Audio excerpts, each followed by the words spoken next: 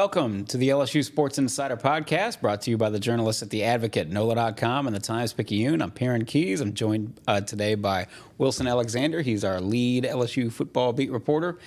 And by Scott Rabalais. He is venerable. He is long time. He is our lead columnist. Gentlemen, welcome in today. He covered John Heisman himself. When he was at Auburn or where? We are here. What's that? I don't remember. It's been too long. We are here, obviously, to discuss for LSU not having played a football game this weekend. It's been quite the eventful weekend, and we are here Monday to discuss it all. We are here every Monday and Thursday. Right here on all our social channels, specifically our YouTube channel, LSU Tigers at NOLA.com. We are here every Monday and Thursday live, but you can also catch us later on after the fact on those same social channels. We are on Apple Podcasts, Spotify, wherever other fine podcasts are found. And if you don't follow along with us, you should. At theadvocate.com, you can get yourself a digital subscription. You can get an old-fashioned print subscription. To do that, you go to theadvocate.com/subscribe, and stay up with everything. LSU related as we go down the road, not only with a bowl game, with a Heisman Trophy race, with LSU women's basketball, men's basketball, baseball, whatever else that may come down the line. To do that, you sign up for our LSU newsletter. You can get that delivered straight to your inbox every single day. It's a daily newsletter. To do that, you go to theadvocate.com/LSU newsletter. We are brought to you every Monday and Thursday by Champion Wealth Strategies. Champion Wealth Strategies is a national financial services firm specializing in the capital markets, securities, insurance, 401ks, and college and retirement planning. Our broker-dealer is LPL Financial member FINRA SIPC. As you know, investments are not FDIC insured, may lose value, and have no bank guarantee. Contact Champion Wealth Strategies and plan like a champion today. One other thing we ought to mention is obviously it's gift-giving season and holiday season, and so with that in mind, you can get a hold of some of our LSU championship posters for the LSU fan in your life. These things are iconic. The front page of The Advocate after a big LSU win, and there have, of course, been many of them over the past 15 to 20 to 30 years. And all those posters are available at store.theadvocate.com. Again, that's store.theadvocate.com. And enter the coupon code INSIDER. You get 15% off your purchase between now and the end of the holidays. So do that and take care of that. And there may be another poster front coming on here shortly. There may be another one to buy on Saturday night. Within a week, the Sunday morning Advocate may have a very poster-like front on the front of the sports section. So that really is where we should start. We'll get a little bit into LSU and Wisconsin in the ReliaQuest Bowl. We will get into a little bit about the CFP committee selection and their and the venom that spewed forth after the fact, just because it's such a hot topic for college football fans. But really, there's only one place to start, and that is, of course, the Heisman race. Again, for and LSU, we'll get into the transfer portal. Sorry to interrupt. I'm sorry. And we'll get into the transfer portal. We will absolutely get into the transfer portal and everything that LSU may do in between now and spring practice. So, but again, there's really no other place to start other than again, for LSU not having played a football game. There was certainly a lot of news coming forth this weekend, starting on Friday night. And gentlemen, I said this to you before we started the show, that it really felt like election returns on Friday night. Everybody, this is one of those really fun nights for college football Twitter, I think, or college football X, I guess, for lack of a better way to put it. Because it was, everybody's watching this thing in live time and commenting, and oh my goodness, Oregon and Washington are about to play this Pac-12 championship game. Let's see what happens. And then the first quarter unfolds, and Bo Nix has done basically almost really nothing to speak of. And so you're starting to think, well, gee whiz, this is only going to help Jayden Daniels' chances if this continues on. And so, you saw what happened. Washington goes on ahead, builds a big lead, and then comes back and takes care of business against Oregon, and one of the best games of the college football season, in my opinion. So that's where I'll open it up. Wilson, I'll ask you first. Just sort of where were you on that Friday night, and what was it like just sort of watching that whole thing unfold? Yeah, I mean, I was at home. Me and Elise, we got sushi and watched the game. And It was fascinating, like you said, in the first half. Jayden Daniels, like watching the odds in particular, was kind of like the thing that was most similar to election returns, because all of a sudden Jayden starts just creeping back up. It was close already. I mean, Jayden was at like minus 120, 140, something like that, and or no, Nix was minus, Jayden was plus like 120, 140, whatever. Anyway, so Jayden starts like overtaking him in the first half, and then as soon as Washington ices the game, he just shoots forward and just this massive surge. All of a sudden he's like minus 800 and then minus 1400, and Bo's falling way behind, and it was like he suddenly, like you said, got like this, all these returns, all these votes were all of a sudden like Jayden Daniels kind of thing. It's and rightfully so. Bo Nix didn't have a great game. He had an okay game. But statistically, the line looks good. I mean, he threw for 308 yards, 308 total yards, threw 3 touchdowns, had 1 interception. But because so much of his case against Jayden Daniels was built on Oregon having 1 loss and maybe going into the college football playoff, when that went away, Jayden just surged. And Michael Penix now, maybe he finishes second, maybe Bo finishes second, but I have a very hard time seeing Jayden Daniels not lift that Heisman Trophy on Saturday, because he's done everything he needed to do statistically. And the guy who was right there neck and neck with him as a front runner coming into the weekend didn't do what he needed to in order to win the game. I mentioned, Bo Nix's stat line, and Jayden Daniels had 2 games this year where he had less than 350 total yards. It was against Grambling and it was against Army, and he did not play in the second half of either game. Correct. And so Jayden statistically is just head and shoulders above everybody else, and it feels like that's going to allow him to win the Heisman Trophy. Rab, where were you on Friday, and what give us your take on just how everything unfolded and what your reaction to it? I was in Atlanta for the SEC championship game, just watching in my hotel room and just watching, like Wilson said, all the social media activity, and I'm chipping in a comment here or there and keeping up with the stat line of both quarterbacks, Penix and Nix, and thinking just like Wilson did. It's like, well, it was kind of, you're talking about election returns. To me, it was kind of like watching a prize fight. It's like, well, the first round, that didn't go to Bo Nix. Yeah. The first round, to Jayden Daniels, and then by halftime said, well, this game, at least the first half, has turned out the way Jayden needed to for his candidacy. Because I think we all felt if Oregon wins the game and Bo Nix has a great game, and especially if he does something dramatic, like leads them on a late touchdown drive to win or something like that, then Jayden's facing an uphill climb, I think, to win the Heisman. But as it's unfolding, and Bo, like Wilson said, he didn't play badly, but he didn't do anything great, really. And he had that interception, and he lost a fumble that Oregon recovered, which he never turns the ball over. I think it was only his 3rd interception all year, I believe. And then here comes Penix, and he's making some nice throws, but he doesn't run. That's the whole dynamic with these guys is. Jayden's the ultimate dual threat quarterback. Bo Nix is a pretty good dual threat quarterback, and Michael Penix is just a pocket passer, which is fine.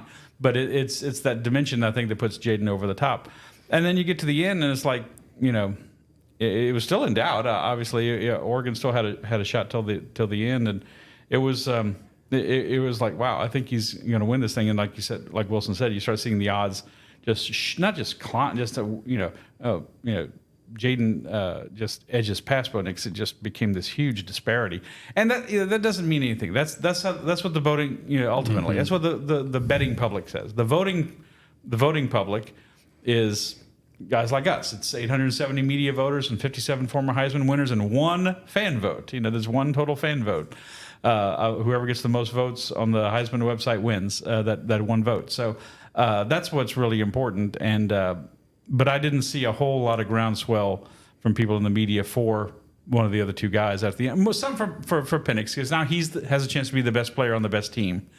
But he was so far behind, I think, to start the whole thing that I don't think he's going to be able to catch up. Yeah, Penix would have had to. I like that you noted how this is just betting odds, and it isn't a representation of what is actually going to happen, and that sometimes I think people maybe conflate the two, and it's not. But yeah, Penix has just statistically he's not there. He's got the most passing yards in the country, but he's thrown 9 interceptions. his completion percentage pales in comparison to, I can't remember the exact numbers, so I don't want to say them, but it's not close to. Jayden and Bo Nix are both in the 70s, and Penix is in the 60s. And there's been multiple games this season when he's had like a 50% completion percentage. Oregon State game, he had like a 40-something percent completion percentage. He sort of faded down the stretch. Pac-12 game notwithstanding, he faded down the stretch. Two real clunkers against Arizona State and Oregon State. He's thrown like 33 touchdowns and 9 interceptions, and I just don't think that's going to be close enough. Oregon State, I'm sorry to cut you off, Wilson, but Oregon State, I sort of didn't hold that against him because if anybody watched that game, it was cold, it was rainy, the wind was blowing. So, and I frankly didn't think he played a bad game, but statistically it wasn't there, and it wouldn't have been there because of the conditions. But yes, he did sort of fade down the stretch. And in the Pac-12 championship game, he had 1 touchdown, 1 pick. Right. These were not spectacular. I think we had, a lot of this sort of played out exactly as we sort of predict, for once, it actually played out, the way we predicted it would play out, which is to say, this is going to come down to the wire, and it may very well come down to the Pac-12 championship game. And, Bo Nix is going to be the favorite going in, and if he has a great game and Oregon wins, he'll probably be the front runner. Or Michael Penix is sort of out of it right now, but if he throws for 6 touchdowns in the Pac-12 game, well, okay, now it's sort of game on, and you're going to see sort of a close photo finish, toward the finish line. But if they only play so and Oregon loses, well, then again, going back to what you guys said, it elevates Jayden Daniels' chances because now, well, okay, the numbers are going to be in Jayden Daniels' favor. The overwhelming majority of the numbers of Jayden Daniels are going to be in Jayden Daniels' favor. So, and I think the result, obviously Bo Nix came in as the favorite over everyone, but now it's very even. And as I mentioned on the podcast before, the Heisman voting is broken down into 6 regions with 145 media voters in each one. Mm-hmm. So I could see in the far west 70 people voting for, let's say Bo Nix. They voted. Some people voted before the game. 70 people voted for Bo. 65 for Penix. 5 for Jayden Daniels, and then a scattering of other people that they want to vote for, Jalen Milroe, Marvin Harrison, whatever. They're gonna kind of cancel each other out. I think it'll be very interesting Saturday night to see the final voting per region. While Jayden is likely to win the South region and probably could win the Southwest region and maybe some others. So I think that's another thing in the actual way the voting can break down. Is something else that you don't want to have two. If you have 2 Heisman candidates on one team, neither one's going to win. Right. If you have 2 guys from the same region, it's going to be tough for them as well. So I think it's another thing that it goes into Jayden's favor. That is going to be fascinating if these are both all 3 quarterbacks who transferred, and I just wonder if people like you mentioned the Southwest region made me think about Jayden played at Arizona State. I wonder just if there'll be people in that region who, because they watched him play for 3 years, maybe they kept him in mind a little bit more when he went to LSU, and vice versa. Maybe there's people in the South region who kept Bo Nix in mind a little bit more when he went off to Oregon because he'd played at Auburn. I just wonder if that'll be influence the voting in any way, shape, or form. It might go against one of them because you might think of the Bo Nix that you constantly saw at Auburn. Yeah, that's what I think. And vice versa, the Jayden Daniels you constantly saw at Arizona State, and now they're completely different players. But I'm curious if that'll also mean that'll just affect those regional votings in any way at all. I don't know if it will. It's just something interesting to keep a look at. I tend to think that maybe I'm giving some Heisman voters too much credit, but I tend to think that that's less of an issue now as maybe it would have been even 30 or even 20 years ago. What I mean by that is Rab, you and I certainly remember a time when there were only a handful of games on television. On a given Saturday, there might be 3 games, maybe 4 games total on television. And so you did have sort of that, we go back to, we mentioned the 85 race that was so tight between Chuck Long of Iowa and Bo Jackson of Auburn. And you look back at it and I was like, well, gee whiz, how could that have been tight? Bo Jackson's Bo Jackson. Right. But by the same token, and to take nothing away from Chuck Long, because he was a great college quarterback. As we've said, Iowa could use a quarterback like Chuck Long these days. But the matter of fact was that in all likelihood, if you lived in the Midwest or if you covered a team in the Midwest and you had a Heisman vote, you were less likely to have seen a whole lot of Bo Jackson. Or if you lived on the West Coast, you were less likely to have seen either of these guys play in person. So you're sort of, you're left to your own devices. Right. Well, I don't know that that's. Again, maybe we're giving Heisman voters too much credit because we've seen certainly some Heisman voters this year say some oddball things that would sort of suggest that maybe they're not as well educated as you would have hoped. But by the same token, I sort of think that, you can pretty much, at worst, you're going to see all these guys play on College Football Final or some such highlight show. So at worst, you're going to see, you will have seen something of them, and you have every bit of data point and piece of information available to you. So I'm not going to dismiss it out of hand completely because of just what you said. And frankly, I think you're right, Wilson, in the sense that maybe Bo Nix, people are going to remember him if they remember him from having played in the Southeast, they're more likely to have remembered him as a 59% passer when he was at Auburn, but maybe not. I tend to think that the information is available is more widely available to the Heisman voters than it used to be. So anyway, we've done a lot of talk over the past month or so about Jayden Daniels' chances and will he or won't he, and this is how everything breaks down. We don't know for sure. Obviously, the votes are not in yet. As of Monday, this is sort of midday Monday. The polls are still open, so to speak. They have not closed. They'll close at 5 o'clock. 5 o'clock Monday, Brad? 5 Eastern. 5 Eastern Monday, so 4 o'clock Monday here in the Central Time Zone. But by the same token, the odds makers, you mentioned the odds makers. That's not necessarily a reflection on how the voting's going to go. But Vegas kind of knows what they're doing, right? A lot of this, yes, a lot of the line has to do with the amount of money that's being placed, and the number of bets are being placed on one person versus the other. But the odds makers know what they're doing also. And I guess what I'm trying to say is, Wilson, you mentioned that in the immediate aftermath of the Pac-12 game, Jayden Daniels' odds went to minus 800. And then 10 minutes later, they were at minus 1450, or they're right around in that neighborhood. I mean, they shot up. And that line hasn't really moved since then. He's still right around minus 1400 or something like that. So that says to me that sort of Vegas knows. Vegas knows what they think is going to happen. And so therefore, long story short, we all think that Jayden is... He's the lead dog. He's the front runner, and in all likelihood, LSU is closing in on its third Heisman winner. And with that in mind, we just thought it was a good idea. Wilson, this is a great idea on your part. We just sort of go back over Jayden Daniels' season, and just some of the most memorable moments that stick out in you guys' mind about Daniels, about some of the plays he's made, about some of the moments he's had, and just what sort of comes to mind. What's top of mind when you think of Jayden Daniels' year, just in general, and then maybe some specific plays as well. In general, it's the way that he transformed as a downfield passer. Mm-hmm. It still just blows my mind every time I look at what he's done statistically down the field at, what is it now, 11.7 or 8 yards 11.7, yeah. Thank you. Yards per attempt.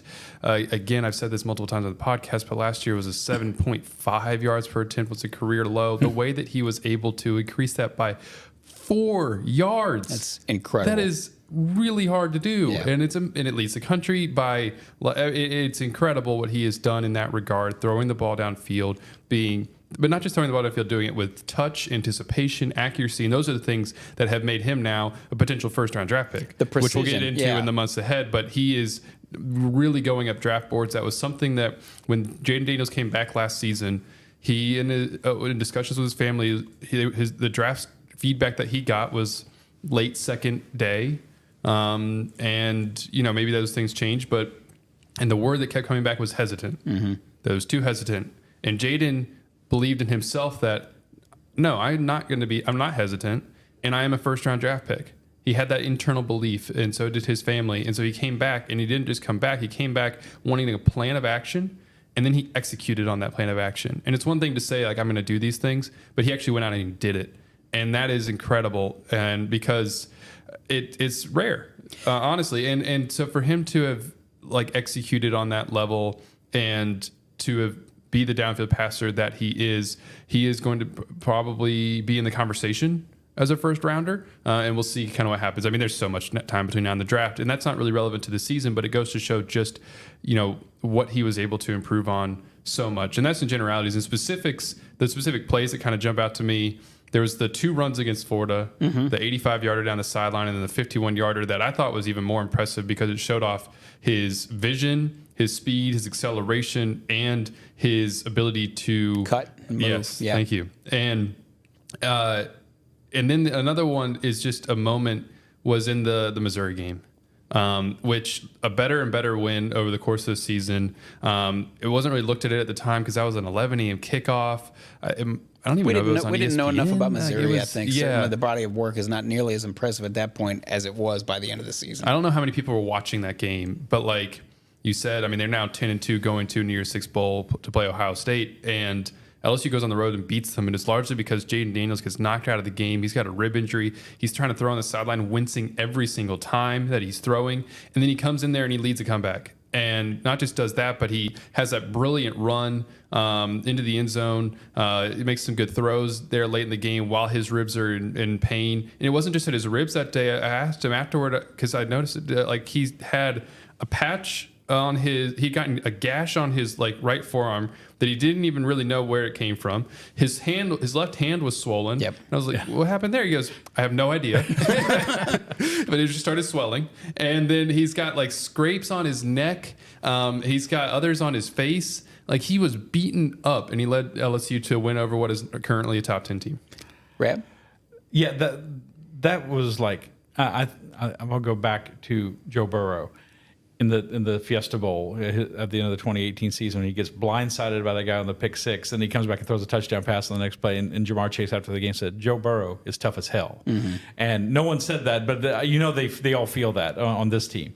Jayden Daniels is one tough customer. Doesn't look like it. Looks very thin. We all thought, God, this guy's going to get broken in half in the SEC when he first came here. And he's tough. He's resilient. That was a very Heisman moment that he comes back. They don't beat Missouri if he doesn't come back in the game. They'll win a couple of other games too. They're probably a 6-16 without Jayden. Period. And then the other sequence I think of is in the Florida game. He throws a 41-yard pass on the Florida sideline to Brian Thomas, just drops it in there, fairly well covered, and he just drops it in right over the defender. And the next play, he takes off for 38 yards. And I thought, right then, I probably said it to Wilson, who sits next to me in the press box in Target Stadium, said, no one else in the country can do that on back-to-back plays like that. No one else. And I think if I didn't think I was going to vote for him for the Heisman, then, I think a lot of people that obviously that game they went wow, and just his improvement, his dedication, the Brian Kelly saying, I come to the building, he's already in the building, looking at film, and his willingness to make himself better, and that's not something everyone has innately in them. And I think Trevor Maddich from ESPN had an analysis of him that I thought was also very telling. This was a few weeks back. He said, when quarterbacks run like he does, they're not usually very good deep ball passers. Right. And when you have quarterbacks who are deep ball passers, they can't run very well. He can do both exceptionally well. It's a very rare gift, and that's what makes him the best player in the country.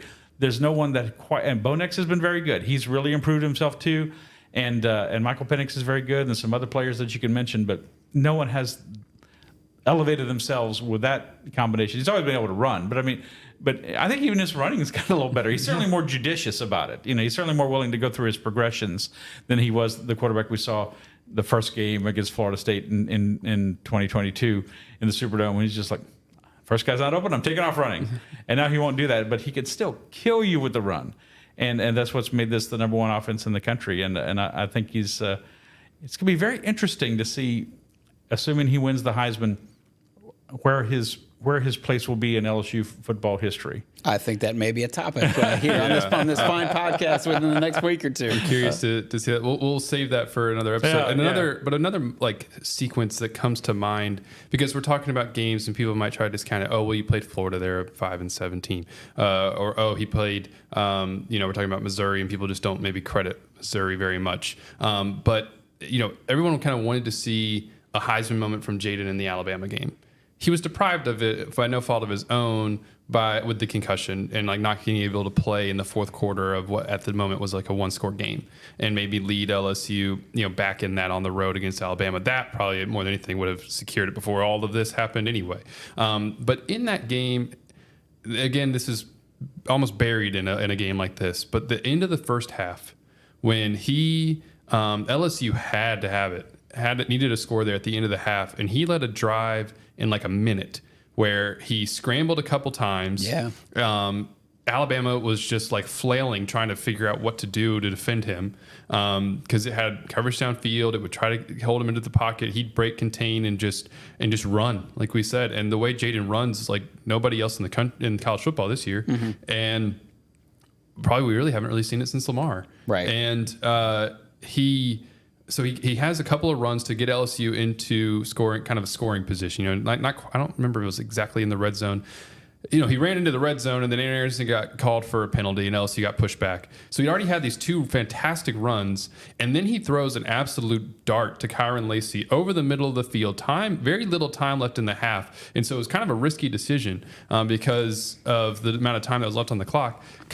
He puts it right on Kyron's left shoulder, where only he can catch it because he had a defender on the right side. And then that gives Kyron, who's pretty good at this, the ability to turn up field right after the catch, shake a tackle, and score. And it put LSU right back in the game going into halftime. That sequence was phenomenal. And that was a breathtaking drive. And that was a hell of an effort by Lacy, too, to help him out, to reward his to get in the great pass to get in the end zone with time running down. Not out, but certainly time running down. I was going to give you 3 plays. There was the first one, just in terms of sort of what encapsulated, in my mind, all of his great skills. This was, quote unquote, only against Army. But I believe it was in the first quarter.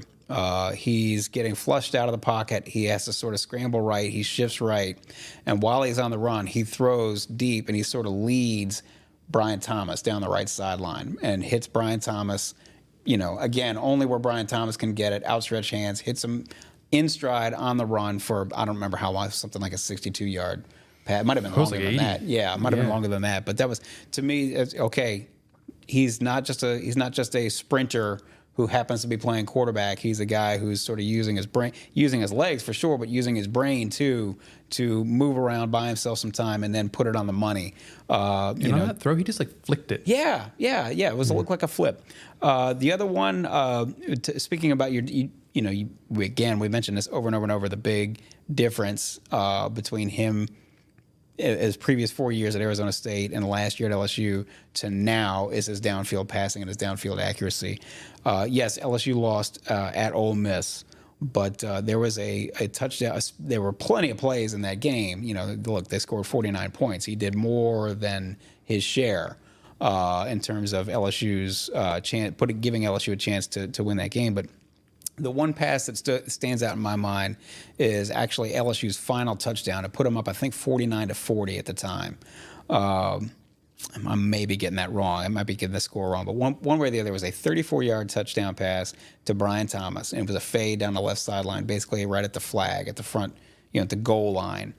And he dropped that thing down the chimney, as they say. He could not have handed that ball off any better because there was a defender draped all over Brian Thomas. And to me, that was a dynamite precision throw and a fairly deep throw. And that said everything about his downfield accuracy and being able to put it on the money as he needed to. The other one, too, was, and I hate to be unoriginal, but it was his 35-yard touchdown run against Missouri. Because, as you mentioned, Wilson, the guy's got, if you've ever had a rib injury, if you've ever had your ribs messed up, it hurts to breathe. It hurts to breathe, much less trying to do anything. It hurts to sneeze. It hurts to do any of that stuff, much less try to throw the football, try to run the football, and he's got guys, going all after him. And he didn't look any worse for the wear in terms of his speed, his takeoff. He hurdled a guy on the. To me, that was an incredible individual effort. That entire game was an incredible individual effort. And I know everybody's going to remember the Florida game in terms of what he did. 8 touchdowns against Georgia State. But to me, that was his. I don't want to call it his best all-around game, but he willed LSU to win that game. He really did, and to me, that was his best individual performance. A few just added context to that Missouri game too. I mean, remember LSU's down 22-7. Yes. In that game. Yes. It's right after the Ole Miss game when LSU's defense is just wheezing. They made some good adjustments to lock things down better in the second half and then even in the second quarter. But yeah, they're down 22-7 and he brings them back. And at the end of that 35-yard run, he gets hit into the end zone on that same, he gets tackled as he's going to the end zone, and you can tell he's trying to get up. He's like, "Oh God!" You can see it on him. He was it was hurting him as after he got hit there. And I'm also glad that you mentioned the Ole Miss game because even though LSU, you don't think about it as much because LSU lost, But I asked Jayden on the bye weekend, or excuse me, I got to interview him on the bye week, just one-on-one. We got to sit in the quarterback room for like, I don't know, half an hour, 40 minutes, something like that. And we were talking about downfield passing in particular. And I asked him what his favorite throw was from this season. At that point, maybe it's changed since then, but his favorite one was against Ole Miss. Mm-hmm. He had threw a touchdown to Kyron Lacey, and he just, like you're saying, dropped it right in there. The defender was like right on Kyron's back. It was in the front corner of the end zone, and he just like into the bucket and where no one else could grab it, and that was Jayden's favorite. There you have it. This is the LSU Sports Insider Podcast, brought to you by the journalists at The Advocate, NOLA.com, and the Times-Picayune. You know where to find all our writers' great work.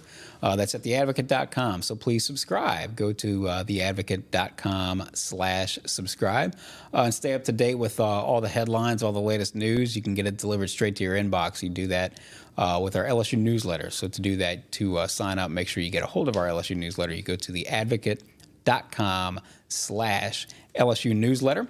We are here every Monday and Thursday on all our social channels, our YouTube channel, specifically the LSU Tigers at NOLA.com channel on YouTube, where they're live. And if you don't catch us live on Monday and Thursday, you can always go back and take a look at that anytime you like. That's at our YouTube channel, LSU Tigers at NOLA.com. So please subscribe to that.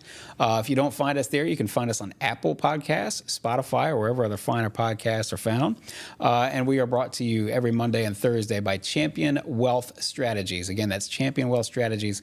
Plan like a champion today. You go to championwealthstrategies.com. We appreciate them being aboard. And also, again, we mentioned this at the top of the show, but look, it's LSU gift-giving season. It's holiday season, and again, as these two fine gentlemen pointed out, by Sunday we may have another poster page to sell at the Advocate store with the Heisman ceremony approaching. You can check that out. Check out all of our poster pages at store.theadvocate.com. Again, that's store.theadvocate.com. And while you're cruising through that site and picking up stuff and putting it in your cart, put the code word INSIDER, the coupon code INSIDER, into the keywords, and you can get 15% off your purchase. So we are going to get into the transfer portal, as you say, and other things. Specifically the CFP selection process, such as it is. But we also ought to talk about the other piece of LSU football news that's first and foremost, which is we've got a bowl date. We don't have to do any more bowl projections, Rab. Isn't that great? No. LSU will play the Wisconsin Badgers at 11 a.m. January 1st in the artist formerly known as the Outback Bowl. It's now known as the ReliaQuest Bowl. That'll be on ESPN. Badgers are 7-5 overall. They're in their first year under Luke Fickell, who was hired away from Cincinnati. They went outside the family for the first time in a long time to make that hire. And Luke Fickell, he decided to not do what the Badgers have done for basically the past 35 years, which is we're going to go I formation. We're going to run, and we're going to play disciplined defense, and that's how we're going to win. That's how we're going to overcome some of the maybe the shortcomings we're going to have in terms of recruiting base and recruiting. Having to recruit 3-star players instead of 5-star players. So they're very much in transition. They hired a new offensive coordinator, and Phil Longo, who's an air raid guy. And they're going through it. When Tanner Mordecai, their quarterback, who's an SMU transfer, when he got injured, Wisconsin really sort of fell off the cliff there, and so they struggled. Came back and finished 5-4 in Big Ten play, tied for second place behind Iowa. So anyway, this is going to be a sort of an oddball matchup, I think. Brad, I'll just sort of put this to you. What stands out about that matchup, about that game? Yeah, Wisconsin, their offense, they're very offensively challenged to begin with. And then their leading rusher is already declared for the NFL draft, so he's not going to play in the bowl game. So, but yeah, they play good defense. They're another strong defense. But this it kind of looks. I don't think it's as bad as the Purdue matchup last year, in the Citrus Bowl, which LSU won 63-7. But it's kind of like LSU's a double-digit favorite, and rightly so. I mean, you don't know who's going to play for LSU or not, but you would think LSU's got enough firepower to win this game. They're the big favorite. They should be, but it's intriguing. So, and you were talking about the bowl projections. it seemed for a long time LSU was headed to the ReliaQuest Bowl, but to play Notre Dame. Mm-hmm. But obviously, apparently Alabama getting in the playoff tipped the dominoes in a way that Notre Dame was not there. It's usually a Big Ten team. LSU played Iowa there the last time they were in this bowl game. And according to the Notre Dame website, it came down, Notre Dame's in the ACC bowl pool. There was them, North Carolina, and Miami for the Pinstripe Bowl, the Duke's Mayo Bowl, and the Sun Bowl, and they picked them out of a hat. And Notre Dame wound up in the Sun Bowl playing Oregon State. Oregon State's got a ranked matchup. They got a ranked matchup in the Sun Bowl for the first time in a long time. And so LSU. So I'm sure that makes Brian Kelly happy that he doesn't. LSU was not going to stand in the way of playing Notre Dame, but I don't think this is what they wanted. And the way it turned out, they really were the team most in line for the Citrus Bowl, because Alabama's in the playoff and Georgia, Missouri, and Ole Miss are in New Year's Six bowl games. So LSU should by far the highest ranked team, but they picked Tennessee. I don't think the Citrus Bowl wanted LSU again for the third time in a year, and I know LSU didn't want to go for the third time in a year to Orlando, so they're going down the road to Tampa instead, which is probably the best option. As a matchup, it's going to be interesting to, first of all, it kind of matters, like you said, who plays. Because while it might not be the intriguing one, because maybe you don't have quite the brand name or a ranked team, like you said, Wisconsin 7-5, they are quite a good defensive team this year. Wisconsin ranks, I think it's 19th nationally in points allowed per game. It's allowing 18.9 points per game. And talking to Luke Fickell and some of their players yesterday, the thing that they've done really well, especially in the second half of the season, is limit explosive plays, which is where LSU has thrived. Right. And it is particularly thrived with Jayden Daniels, who hasn't said if he's going to be playing in this game yet. We'll find out over the coming weeks. But even if it doesn't have Jayden, which is certainly changes the complexion of what LSU does offensively, and he's a big reason they've had so many explosive plays because, like we've talked about, his running ability. They do have those weapons, like you said, on the outside. Malik Neighbors said he wants to play in this game, and that does give LSU still that explosive element, but it would be different with Garrett Nussmeier at quarterback. One other note about Wisconsin. They've only given up more than 24 points once all season. It was in week 2 against Washington State. They're certainly a different team than they were back in week 2. And so that's going to be kind of the big thing. Is it all depends on who LSU has available. But even if it's Jayden Daniels, it'll be kind of up to LSU's ability to generate explosives versus whether or not Wisconsin can limit them. Because if LSU can continue to be an explosive offense, then Wisconsin does not have the firepower offensively to keep up, especially with Braylon Allen already opting out. They're going to be offensively challenged. They don't have the passing game to really be able to take advantage of where LSU's weak defensively. So LSU's rightfully favored, but we'll kind of see how it continues to shape up over the next month. If Jayden Daniels does play, a little bit of fun narrative symmetry here. Jayden finished his Arizona State career against Wisconsin in the Las Vegas Bowl, and some of those Wisconsin players remembered facing him in that game. Jayden did not have a great game in that there, but he's certainly a much different quarterback than he is now. And if he decides to play, he would then end his LSU and his college career also against Wisconsin. So we've brought this up several times previously as the Heisman race was sort of as the season was winding down, and we know in this day and age there are so many players who decide to opt out of the bowl game to get ready for their pro career.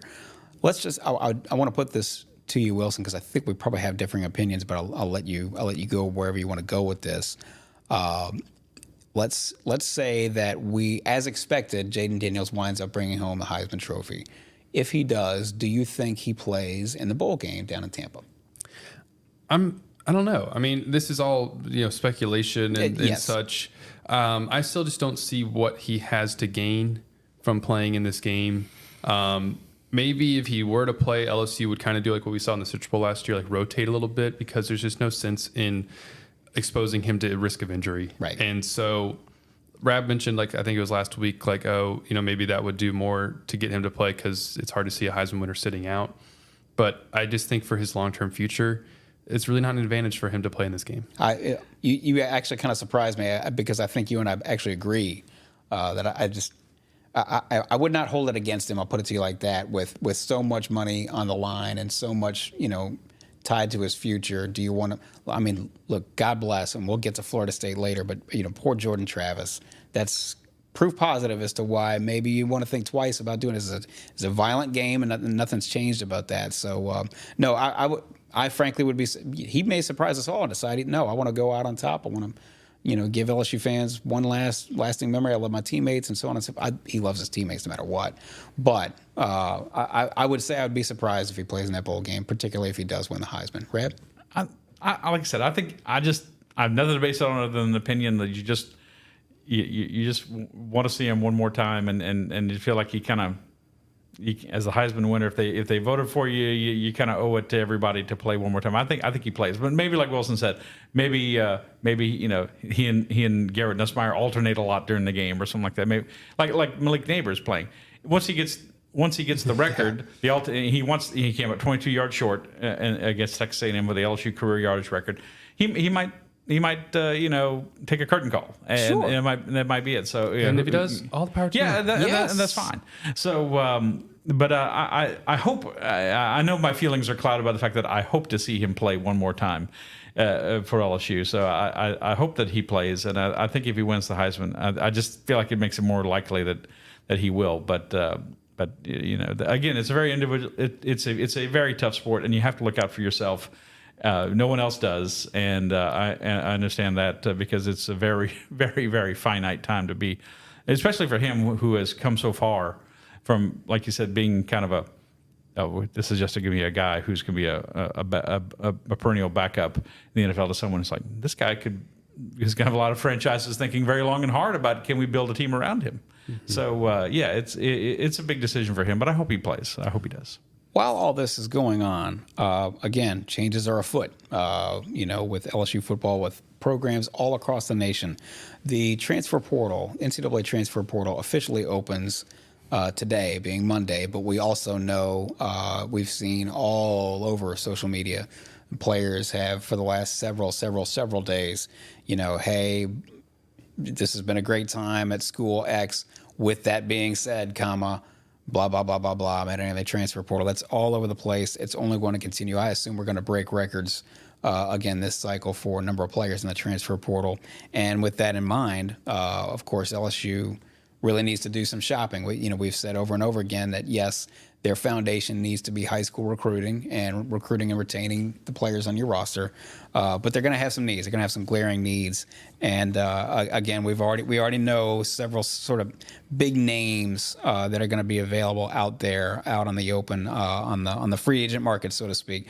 Wilson, I would just sort of put this to you. Is there any place, any sort of names, any players in particular, positions in particular that stand out to you as potential LSU targets so far? I'll start with this just real quick because I went about it in such a roundabout way last week. But I think if I were to have a wish list, I guess, of what LSU needs to target in the transfer portal, it would be defensive line, defensive backs, whether it's safeties, corners, or both, and a veteran wide receiver.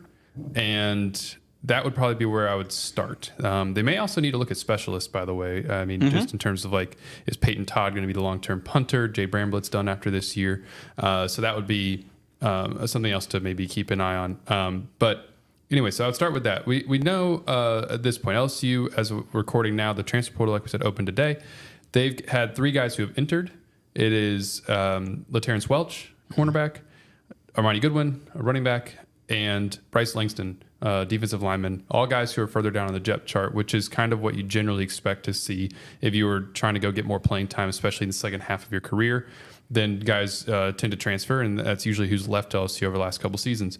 When it comes to who LSU is going to be targeting, we know this already. They are interested in a veteran receiver. And let me get his name up here real quick properly. They have already extended one offer to a North Texas wide receiver. He started his career at Missouri.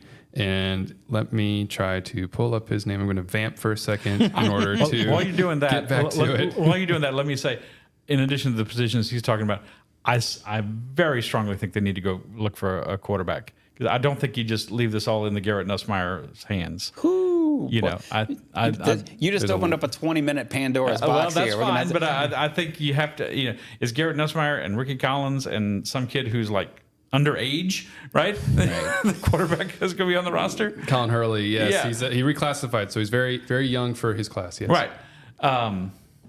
I think you've got to go out and find someone who could at least push Garrett Nussmeier, if not say, you can be the starter, but at least someone who can push him and be a real solid backup. It would be unprecedented. It would not be unprecedented because didn't we all think that Miles Brennan was just the heir apparent and had been waiting his turn and had sort of earned that right in limited availability or limited playing time. It seemed like he was going to be the guy, and Jayden Daniels certainly came in and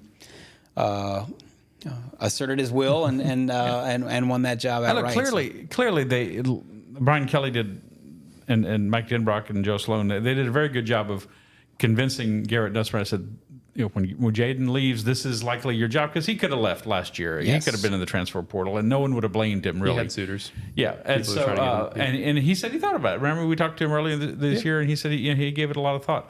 So I don't think they said 100% you're our guy no matter what. I wouldn't think any coach would ever say that, but it was certainly encouraged that you will have the best shot at being the next guy.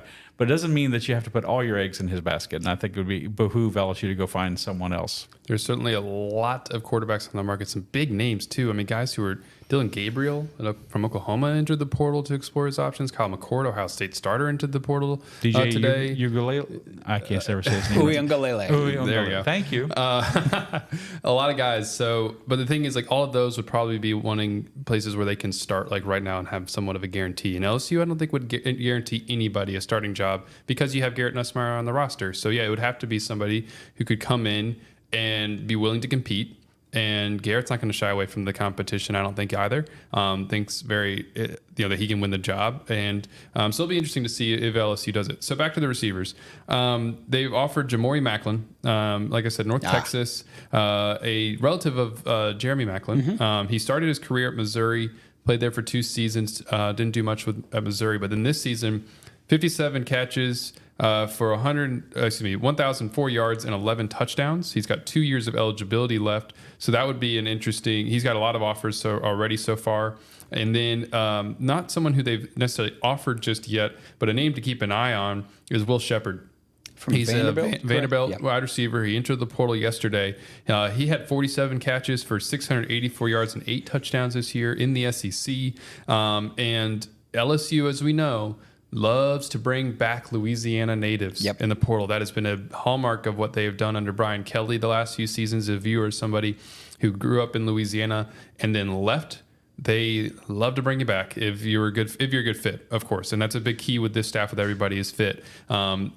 But as we've said, they need to do a better job in this cycle of identifying the right fits. So maybe don't necessarily have a Deuce Chestnut or a Denver Harris situation again, and you have a talent evaluation.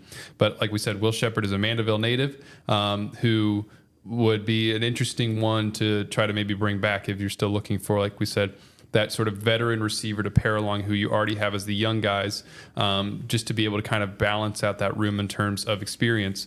A couple other ones that this is just more speculation than anything else, but that would be interesting to keep an eye on. Jair Brown is a corner from Ohio State. He's got a couple years of eligibility left. Didn't play much this year, but he appeared in 10 games as a freshman, had the second most snaps out of any Ohio State true freshman in 2022. And he's a corner, like we said, which is a position that LSU has to figure out. And he's from New Orleans. He went to Warren Easton, but then he finished his high school career in Ohio. And so, but even on Ohio State's website, it says hometown New Orleans, Louisiana. Yep. And so that would be another interesting one to see if maybe LSU tries to target him, just because it's another Louisiana guy at a position of need. And then the other name, again, I think everybody in the country is going to want this guy. But just because we said LSU needs defensive linemen, it's interesting that Walter Nolan entered the transfer portal out of Texas A&M. Sure. That would be if somebody could land, if LSU could land him. Again, this is just like a wish list kind of thing on our part. That would be a huge addition because, like we said, they need defensive linemen, they need size, and Walter is as good as you're probably going to be able to get out of the portal. Having said what I said about the quarterback position, they really got to go get some people on defense, and it's almost like a stupid thing to say that they need to improve on defense. But it's not, and I say this in the context of, it's not going to be fair, whoever the quarterback is, Garrett Nussmeier or who's playing on offense next year, to expect that offense to be quite as good as this offense. They lead the nation in total yards. They lead the nation in scoring. It would not be fair. Defense is going to have to kind of meet offense in the middle for LSU to have a team that everyone expects is going to be the expectation from now on. 12-team playoff, you better be in it. And so to get there, defense is going to have to improve a lot, and offense you expect not to be quite as good. So go and get some of these players that Wilson talked about on the defensive side is critical in my view. So many people have said that this season, LSU fans, understandably to one degree or another, are sort of frustrated because, well, hey, if you'd have just had a defense that was just somewhere even close to average, maybe you would not have, quote unquote, wasted Jayden Daniels' storybook season, unbelievable season that he had. And for that matter, maybe LSU would find themselves somewhere near the college football playoff. They finished 9-3, designs on going 10-3 if they win the bowl game, and are very much not in the CFP picture. They did play two teams that wound up in the CFP semifinals. Alabama, which snuck in at number 4 at 12-1, winning the SEC, and Florida State. Well, I beg your pardon. They did not play two teams that wound up in the semifinals. They played two teams that were in the semifinal race, and one got left out, one did not. And that, of course, touched off a firestorm on Sunday morning when it was revealed that Florida State finished 5th in the rankings and was left out despite a 13-0 record, despite 2-0 record against SEC teams and undefeated in ACC play. So I bring that up just to say, at least for now, to say LSU played both of these teams. Florida State roughed up LSU pretty good, actually, in the season opener, and defeated LSU. And Alabama, of course, later on in November did the same thing. They didn't necessarily rough up LSU quite as much, but they certainly pulled away in the fourth quarter, came away with a win, knocked Jayden Daniels out of the game. I would just put it to you two gentlemen, who was a tougher opponent for LSU this year? They're a common opponent between FSU and Alabama, sort of this debate that's going on. Who gave LSU a tougher time, Florida State or Alabama, and who looked like the better team, Florida State or Alabama? So the one that gave LSU a tougher time was Florida State. You do have to remember this was the season opener. Yep. LSU plays Alabama in November, but just confining it to what we saw on the field those 2 days. Florida State was a tougher opponent for LSU. LSU's offense was just not able to click whatsoever, particularly in the run game. Florida State clogged everything up front. Jayden Daniels made some bad reads, and especially on some of the short yardage plays when they tried to go for it on fourth down a few times. And so Florida State was the tougher opponent that day. It was, LSU made the score look a little bit better with a garbage time touchdown to Brian Thomas, but the offense just could not get anything going against Florida State. And we've seen that offense explode since then. And this is hypothetical. Maybe they would play Florida State closer later in the year or something like that, just once the offense was a little bit more of a well-oiled machine, because Florida State was beating them up front. That was kind of the big thing in that game. And so I think Florida State gave them the tougher test when you just look at both of those games individually, because Jayden played so much better against Alabama. Rap?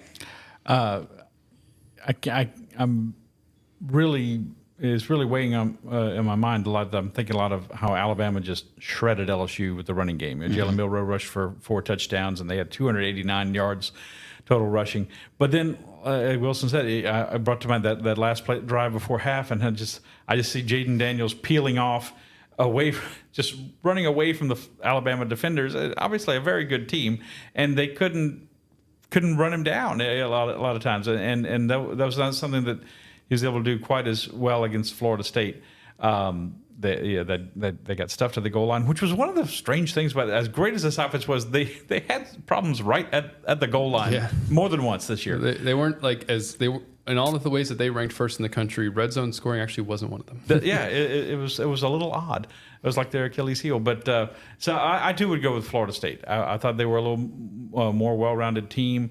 I don't think Alabama has any pass rusher quite like Verse from Florida State. He's tremendous. Not even Dallas Turner? Oh, we're not going to bring up that name, Dallas Turner.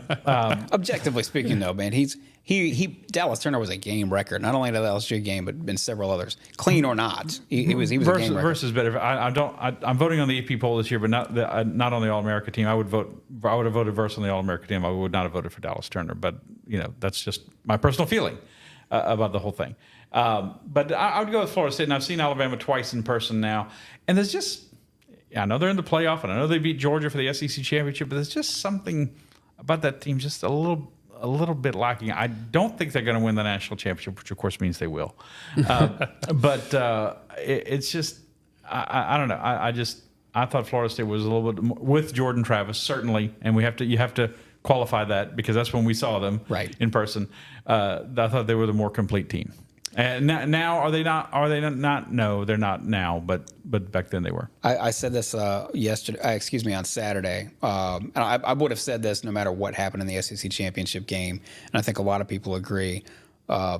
Regardless of what happens, whether Alabama should have gotten in, whether they shouldn't have gotten in, this, that, or the other, in a legendary coaching career, maybe the best of all time, this to me has been Nick Saban's best in-season job ever.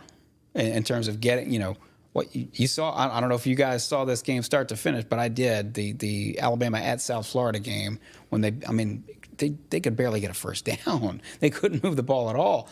For them to have come from where they were then to where they are now, to me, that's Nick Saban's best in-season coaching job in a career full of them. Anything you guys?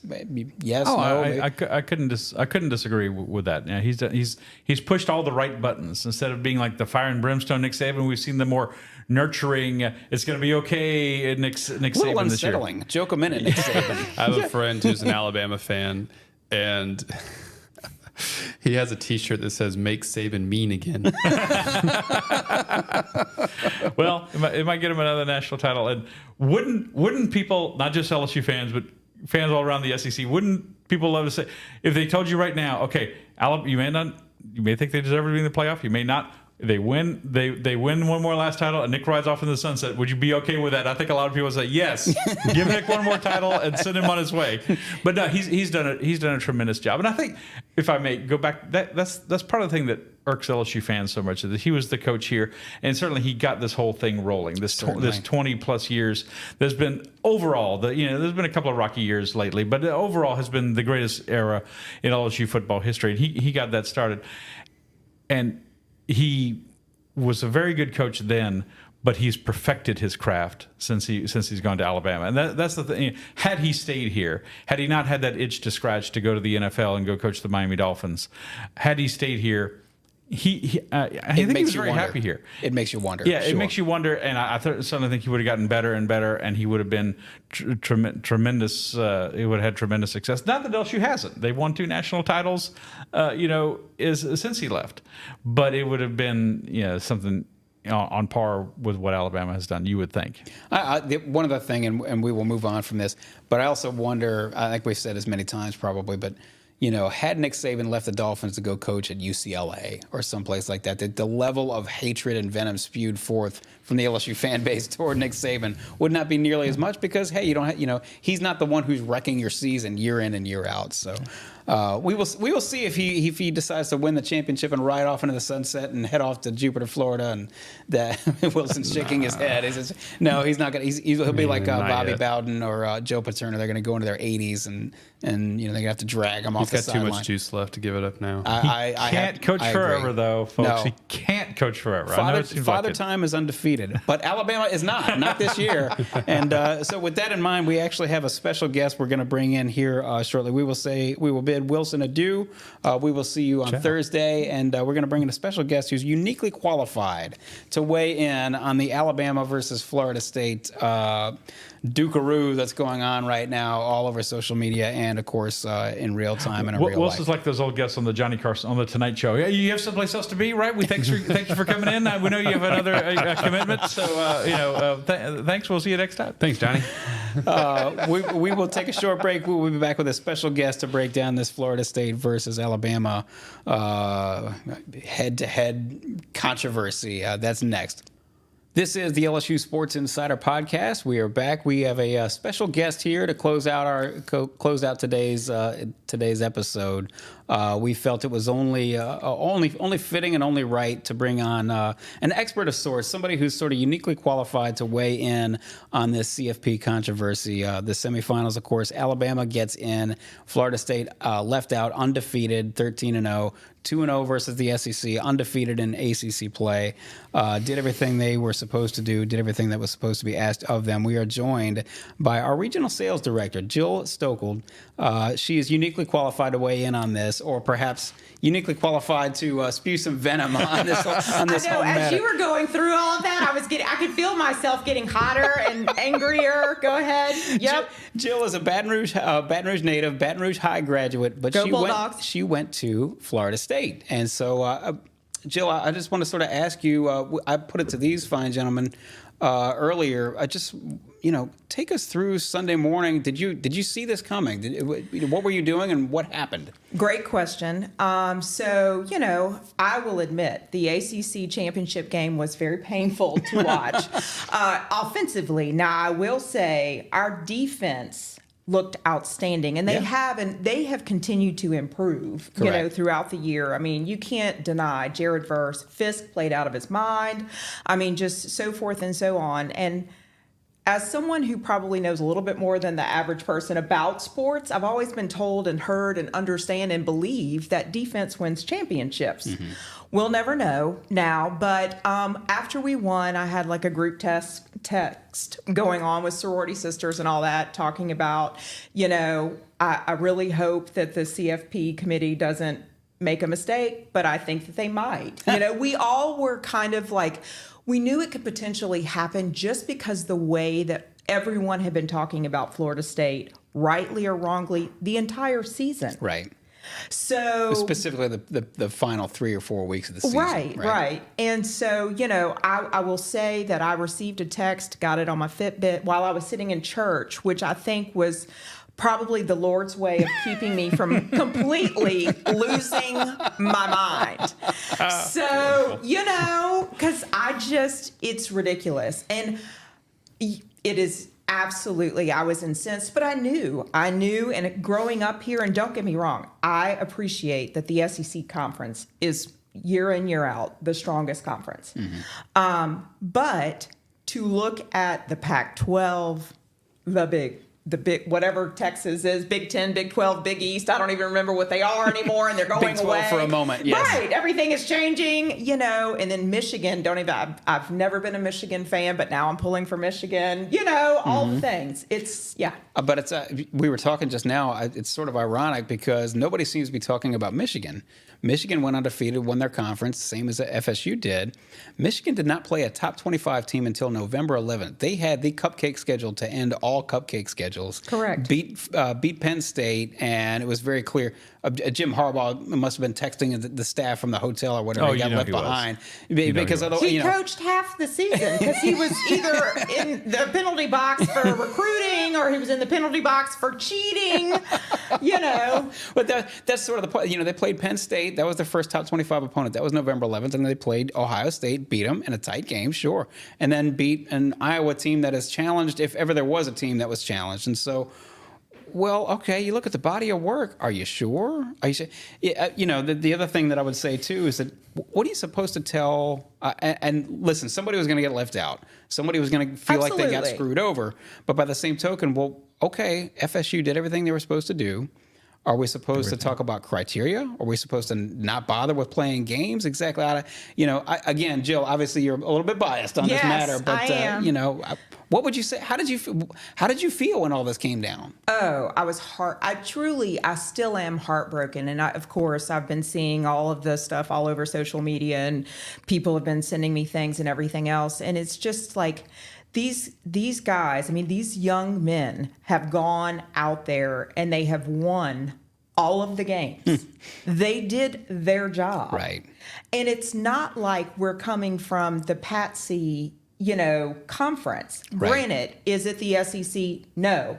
But our conference champion did not have a loss. Correct. They won every game this season. And you went out and played at LSU to start the season. They could have avoided. They could have played some cream puff to start the Chattanooga. season. Right. And I mean, trust me, that is the only time I don't pull for LSU, whatever camera I'm supposed to be looking in, is when we play Florida State. I will pull for my alma mater, but then I'm pulling for LSU. And trust me, last year and this year, both years, I was like, please, God, just don't let us look terrible. Far from it. To put a finer point, and we'll wrap it up here, but to put a finer point on this debate, you mentioned, well, hey, the ACC is not the SEC. The ACC is probably a little bit down this year, but by the same token, the ACC had more top 25 teams. FSU played more top 25 teams than, well, now I might be sort of talking out of my own head, but long story short, the top 25. If I'm not mistaken, ACC had 4 top 25 teams, and so they were probably a little bit down, but they weren't so far down that you have to dismiss these guys out of hand. So there were plenty of people who spewed venom all over their televisions and all over Twitter. I'm aghast. Now, I will say, and I'm not just. I said this is a joke yesterday. My wife and I called to check on her, make sure she was okay. My wellness check. That's right. I'm voting on the AP poll, and of course, people don't value the AP poll in the CFP era as much, and I get that. But I still have Florida State number 3 in my poll, and if Michigan or Washington don't win, and Florida State a tall task beats Georgia in the Orange Bowl, I might lodge a protest number 1 vote on Florida State's behalf. I'm certainly open to that idea, and I bet I'm not the only one. I knew either. I loved you. Well, I'm just but that kind it's of guy. true. And I mean, my gosh, if we go down to the Orange Bowl and we beat Georgia, come on.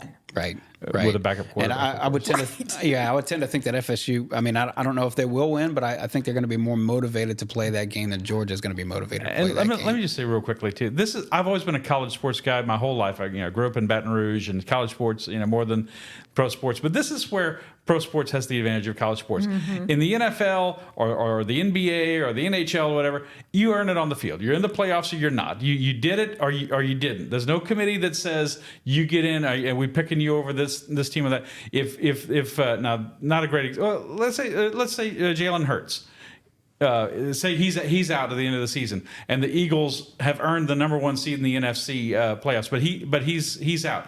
The NFL is not going to take the number 1 seed away from the Eagles. They earned it on the field during the regular season, and that's what happens. And you see the committees all the time. Was it Kenyon Martin at Cincinnati in the NCAA tournament? Yep. He shredded his knee. They lost the number 1 seed, and they weren't the same team, but they earned it during the season. And I just think this really sets a very bad precedent. Absolutely. The eye test. What in the world is that? But this is committees made of people who are smarter, who are not as smart as they think they are. Let's just say that in a general blanket statement. I know that we're going to sort of venture into X-Files territory, conspiracy theory territory here before long, but I've always sort of maintained that the committee, for whatever reason, whatever their motivations, they pick who they want to pick and sort of reverse engineer the criteria to fit their arguments. So listen, this is why college football is simultaneously the best and worst sport of all time. Right. I've lost at least 10 years off my life. I think we probably all have. We will wrap it up here. We appreciate you guys taking out a few minutes and sort of going a little bit down a rabbit hole. But I think it's college football. It's pertinent. Certainly, all of college football Twitter and all of college football fandom had an opinion to give and 2 cents to give on this whole matter. So, but we will leave it there. We will continue with our LSU podcast. It'll be 99.5% LSU podcast as it typically is. But we had to address this. We appreciate you guys hanging out. This has been the LSU Sports Insider. Again, subscribe to The Advocate. You go to theadvocate.com/subscribe. You get a hold of our LSU newsletter. There will not be any Florida State talk in the LSU newsletter. To do that, you go to theadvocate.com/LSU newsletter. We are here on Apple Podcasts, Spotify, wherever the finer podcasts are found. Please find us on YouTube, too. If you don't find us live, you can catch us on our YouTube channel. That's LSU Tigers at NOLA.com on YouTube. And today and every day, we are brought to you by Champion Wealth Strategies. We appreciate them being aboard. Champion Wealth Strategies. Plan like a champion today at championwealthstrategies.com. For the departed Wilson Alexander, for Scott Rabalais, for Jill Stokeld, and for Amelia Cotton behind the glass, we appreciate you. This has been the LSU Sports